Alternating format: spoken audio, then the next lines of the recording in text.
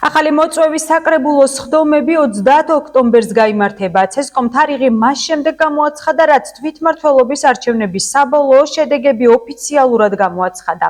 გორის 32 საოლქო საარჩევნო კომისიის თავმჯდომარის მოადგილის ლევან ისაკაძის განცხადებით, გორის საკრებულო 3 პარტიით დაკომპლექტდა, ხოლო გორის ახლად არჩეული მერის კონსტანტინე ბუზალაძე საკუთარ უფლებამოსილებას 30 ოქტომბრიდან შეუდგება. შეგახსენებთ, თვითმმართველობის არჩევნები საქართველოში 2025 წლის 4 ოქტომბერს ჩატარდა.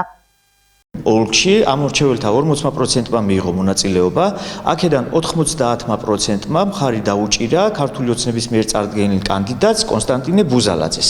რაც შეეხება ჩვენ საკრებულოს, გორის მუნიციპალიტეტის საკრებულოს, მანდატები შემდეგნაირად გადანაწილდა პროპორციული წესით.